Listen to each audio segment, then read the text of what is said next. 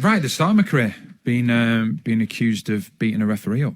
What? Ended up getting a long ban, which then got quashed. Oh, it's an incredible story. Beating the referee up? Yeah, it's incredible. When I was in Belgium, I was on loan at Royal Antwerp. It was incredible. The referee at the time, he was FIFA listed, and we'd played a team called Louviers in the playoffs. We'd had to play behind closed doors because there'd been a lot of trouble between the supporters the previous game.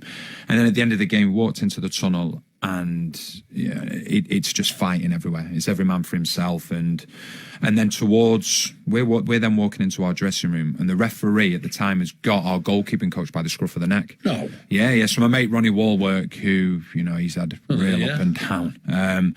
He then shoved our goalkeeping coach out of the way, and he's grabbed hold of the referee. And I'm then coming through. I said, just calm down. We'd gone into the dressing room. Next thing, we got back to the hotel.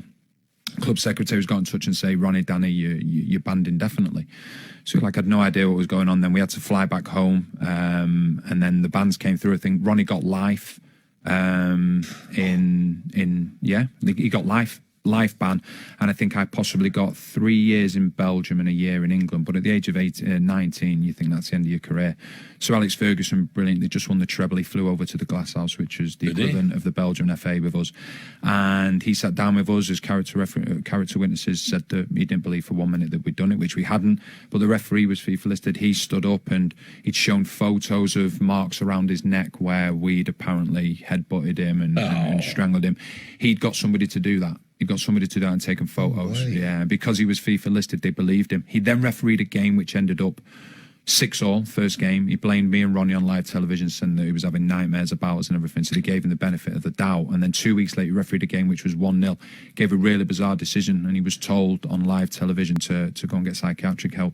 And the next day, the ban was quashed. But we still missed 3 months of the season, and that was the most cheated I've ever felt by an individual. That's a disgrace. Yeah, it was just everything behind it. It was disgusting. And you knew that you hadn't done anything wrong. And the brilliant thing with Sir Alex Ferguson in that situation is that he took the time out to come over to Belgium to stand by our side. But not only that, he pulled me and Ronnie and said, listen, don't worry about anything, to put your minds at rest, your parents' minds at rest. He said, I want to give you both new 4-year contracts. Oh, brilliant. And he's brilliant. He did that, and he really looked after us, and I'll be forever grateful for that.